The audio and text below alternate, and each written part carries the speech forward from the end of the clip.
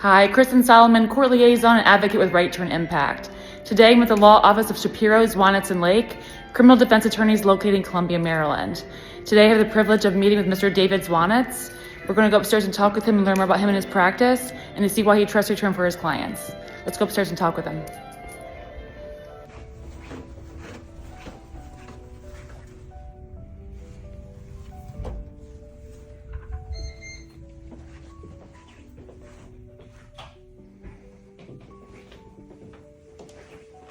Kristen, hey. Hi, how are you, David? Nice to see you. Good to see you. Come on in. Thank you. Welcome to my home. Hi, my name is David. Last name is Zwanetz. I am with the law firm Shapiro, Zwanetz, and Lake. We are located in Howard County. We're principally a boutique criminal defense practice. I think it's fairly unique that I started at this firm as kind of an intern, then kind of a low-level associate attorney, and then a partner, and now co-managing partner of the firm. Our founder of the law firm, Jason Shapiro, is retiring at the end of the year. It's a major milestone. My mentor, one of my closest friends, kind of a quasi-father figure, brother figure, is graciously moving into the next phase of his life, and at the same time, myself and my partner Justin will be moving into ours and managing the same business, the same core values that Jason created so many years ago. When I say boutique, I call it boutique because we have a small group of people working here, and we keep it that way for a reason, so that every single person that is here at the firm will know a little bit about everything that is going on at all times. From our sole paralegal, Christina, who's out in the front, to myself and Justin, we share all of our cases, at least intel on all of our cases, updates on all of our cases, so that anybody can jump in at any time and at least answer rudimentary questions. But another aspect of boutique is that I am accessible 24/7. Every single client at this firm, this is a fairly new iteration of things since COVID, has my direct cell, does not have to go through leaps and bounds to try to schedule an appointment. Now, that's within reason. I mean, of course, I'm in court. There's times I can't answer calls, but I vow to all of my clients to answer any and all calls instantaneously. It could be something short, like I'll get right back to you. I'll call you in an hour. Or if I can answer their question on the fly, I will. I love that style of practice. I was asked to talk about what moves me, and what moves me is ever changing. So right now I'm moved by efficiency in business. I love creating high level efficiency for our business, which translates into efficiency for our clients. It really hurts my feelings when I hear about people working with other law firms and they're getting the runaround. They pay a fair amount of money to hire somebody and they can't get their questions answered. So I am the opposite of that. Finding an efficiency in our business and streamlining our operations and leaning on technology is something that I'm really obsessed with and I'm really moved by. But the way that I got into this business was having a fascination historically with constitutional protections. I found myself in law school, in the early days of law school, just captivated by constitutional theory. This idea that we run our lives and the functions of this country based on a document that was created so long ago with rules and guidelines that seems to be the best one in the entire free world. And interestingly, most people don't even know what it says, fascinated me.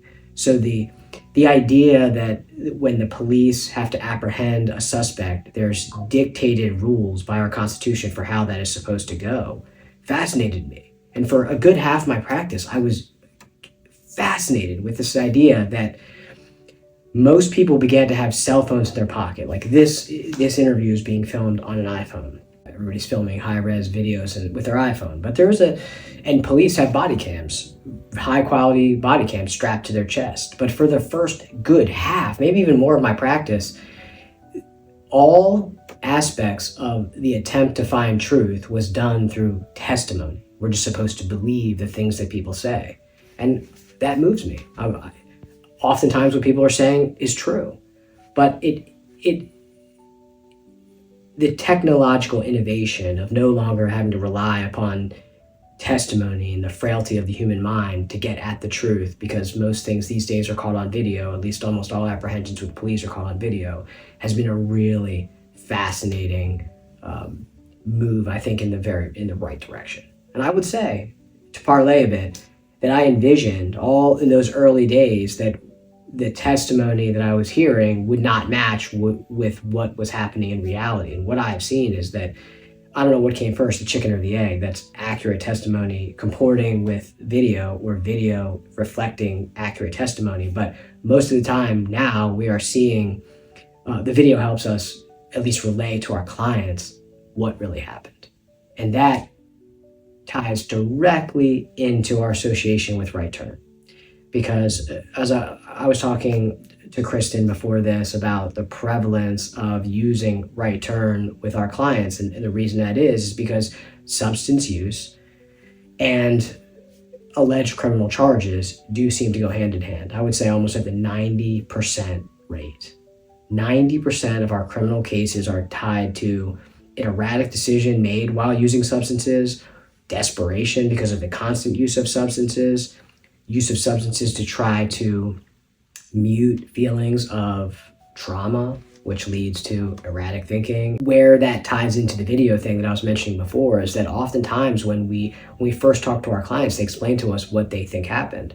But if they were under the influence of substances, especially alcohol, the most muting substance that exists, their recollection of what took place is often very flawed. And when the police officers give us their body cam, and every police officer that arrives on scene has a body cam, and people are able to see what the police saw through their eyes, it really changes their opinion on their own situation. And oftentimes that is the moment in time where they say, I really need help. I really need to fix the error of my ways. And that was often substance use. And we're very happy to have forged a relationship with Right Turn over these years where we can just casually say, well, we know a place, it's located in Eldersburg, call them. We really do know more than that. I mean, we explain to them that many of our clients have gone to Right Turn for outpatient or a weekend program, or a longer term placement, 28 days or even longer, and then halfway house placements.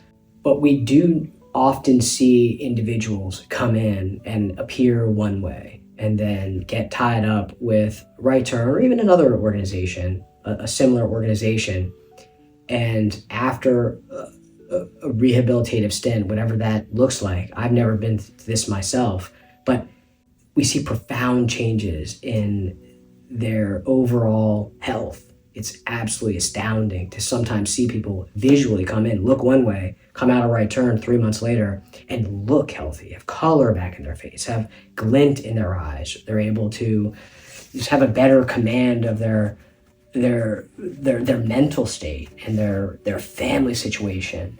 And we see a corollary, of course, between people bettering themselves and their case being handled in a better way. When a judge, that's assuming there's not some sort of constitutional problem that arose. But if there's a case that has to be worked out and the person is facing sentencing and they are in a better place than where they began, typically their results are going to be better. It just makes sense. It just makes sense. And also, we have a very distinct desire to help our clients rather than our clients helping us. And our clients helping us would be to continually reoffend. I don't want that. I sincerely, from the bottom of my heart, want to represent individuals in a criminal case only one time. I'd be happy if they refer me to somebody gets in trouble, God forbid, they refer to us as having a good experience and the next person will call us. But it's heartbreaking to see people reoffend in the justice system. And it oftentimes tracks back to substance use. I've become obsessed with this idea that alcohol is the one drug that's been co-opted, maybe opiates and alcohol, the two worst things I can think of, have been co-opted in our society as totally normal. You know, at every Thanksgiving across the land, there was probably beer drinking. At every football game, there's people drinking alcohol. At almost every function anybody goes to, there's alcohol. Alcohol is advertised on TV with Clydesdales and puppies. And it's effing poison. It's poisonous. It damages it damages your body, and it damages your ability to to think properly while it's happening. Opiates the same way, prescribed in mass. We have so many clients per year that are addicted to opiates. We ask them why, and they say that they had some sort of injury at work and they were prescribed Percocet or oxycodone, which is essentially legalized heroin, and then they become brutally addicted to this drug. And we often run into right turn individuals and liaisons connected with DUIs. That is not at all that we do. It just happens to be the most commonly charged crime that exists. It slices through all demographics, all age groups. People are driving cars at 16, and they're probably drinking alcohol at 16 as well. And alcohol and driving cars do not mix. Pre-Uber, it was just extremely common for people to go to bars all around Howard County. Howard County's not a party town by any stretch. Everything closes. The only thing open at night are bars, and the police are parked out looking for individuals to commit small traffic offenses because they appear to be impaired, and one thing leads to another, and they're charged with this awful crime of driving under the influence. The reason why it's so heavily prosecuted is because there are tens of thousands of alcohol-related fatalities all across the country every year, and it can easily be avoided. And Right Turn holds the keys to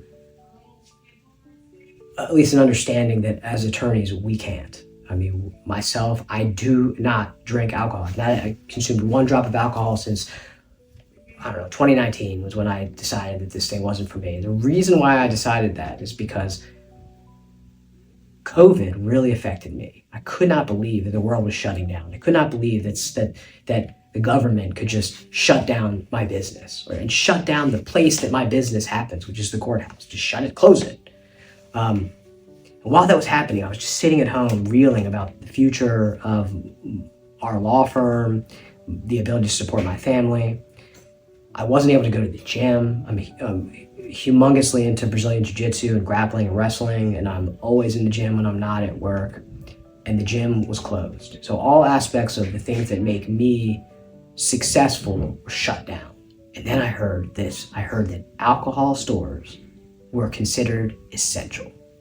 And that was like driving a nail through my heart. I could not believe it. Think of from an attorney's perspective. I deal with cases every day where alcohol is often the catalyst to criminal activity, and I still know that it's co-opted as totally normal and great by our civilization. And then the government says that court, church, synagogues, gyms are closed, but alcohol stores remain essential. The second the United States government said that, those words out loud, I vowed openly, I will never, ever consume alcohol ever again. Not only are they co-opting this as the drug of choice, but considering it to be essential when prayer was prohibited. I just couldn't believe it. I talk about this every time I'm in court for a DUI case, that there is no surprise that we have alcohol-related driving charges when alcohol is deemed an essential product over working out. There were certain places you could not go outside without a mask on your face, which is ridiculous, but alcohol is essential. Hopefully, if anybody talks to me, they'll just see where my passions lie. And I think my passions just lie in the intellectual jousting that goes along with understanding our criminal justice system. I'm fascinated by it. I'm fascinated with getting to the truth of things. And oftentimes when you get to the truth of things, you will see that individuals aren't just criminals. There's a reason why they're in the situations that they're in, and we have made it a special priority to understand that and to help, if needed, improve the state of our clients so that they will never reoffend. And it just so happens to be a lot of times it's trauma and substance use. And if trauma came first, then substance use often is the self-medication that people choose to deal with that trauma rather than going to clinicians that they need. You have to take a lot of steps to get help. You don't have to take a lot of steps to go to the essential liquor store and buy alcohol and drink it and mute your feelings. So we attempt to bring this understanding and knowledge into the courtroom to help right the ship for people that are good people caught in bad situations. Just like every criminal defense attorney across the land, I sat at my Thanksgiving table and any stranger that was there said to me, how can you do what you do? How do you represent criminals? How do you know people committed a crime and still handle it?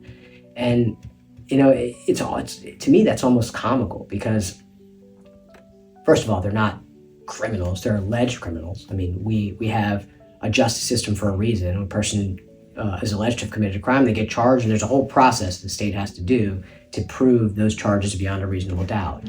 But that aside, that's the surface level.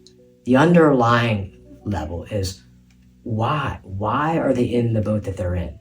And it is, I can count on two hands over 20 years the amount of times someone told me why, and it was just, I'm a bad person. I'm just a straight up criminal. Those straight up criminals are the type that I hope will help me. Fine. You want to be a straight up criminal? I can help you with that as well. But that is so rare. Like 1% of the individuals that we've dealt with would be just a bad person. Even straight up bad person is probably not that. They're probably a sociopath or a psychopath or some sort of chemical imbalance that makes them that. It usually takes you back when you learn why someone's in the situation that they're in. Like, wow, this could be me. This could be me so easily. If I didn't have the family that I have, if I didn't have the support system that I have, there's mental health associated with all of this.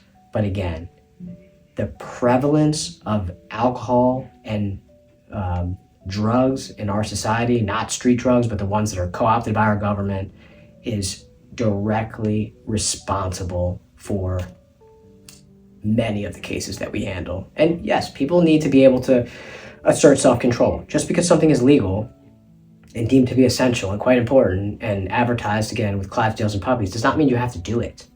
But when people do something that is heavily advertised, it shouldn't be such a shock that happens. And Right Turn gives a second voice to that. One thing that's very unique about Right Turn is that the liaisons that work with the individuals that go to Right Turn appear in court. And oftentimes, they don't even have to say anything. We just say, Kristen Solomon is sitting right there in the gallery. She is here to answer any questions that Your Honor may have about this individual's 28-day program. And just the fact that someone is there to reinforce the fact that this was a real program, that the documents that we're submitting are accurate and authentic, and there's someone there to support them, not only gives the court some ability to justify what's taking place, but it gives the client themselves some reassurance that they're not alone in this terrifying scenario that they find themselves in, where they need help, and they're reconciling their need for medical help associated with substance use. At the same time, they're trying to deal with their legal problems. And that support system is something that on those court days when we're coming into court and we're gearing up for battle, we may not be prepared to offer that version of support. And that's what they do. And that's why we have developed a relationship over this time. They've been ever present in the rehabilitation arena since I've been practicing law. There's been different owners and different individuals that we've met through the years, but the core system of Right Turn has always been the same. And the core system of Shapiro, Zwanetz, and Lake has also always been the same. Our goal is to assist our clients to not reoffend. And if we find that our clients are using drugs and alcohol, well, the easy solution is to stop doing that. Because if we remove the underlying foundation of the charge itself, then we believe it can't happen again. Can't get a DUI if you're not drinking alcohol. And that is why I'm so moved by my own decision to not consume alcohol, because while I previously would casually drink, I would have to go through all these efforts to try to figure out how I was going to get home and how I was going to make sure I didn't violate the law, and did I wait the right amount of time before being able to legally operate a car. And I have a beautiful sports car. I'm driving it illegally a lot. And now if I get pulled over for speeding or whatever, it's just that. It's just a speeding ticket. I have nothing to hide. You can search my car, you can do whatever you want. I'm totally sober at all time. And I see the world, seeing the world through sober eyes at all times is not exactly easy. There are times when I would love to mute the actual feelings that I feel with something, but I have to go at this thing raw dog. That's just the way I've decided to do it in my old age with my children. They've never seen me drink, and I think that that's a really good example for them. But for those that don't have those examples, Right Turn is our go-to.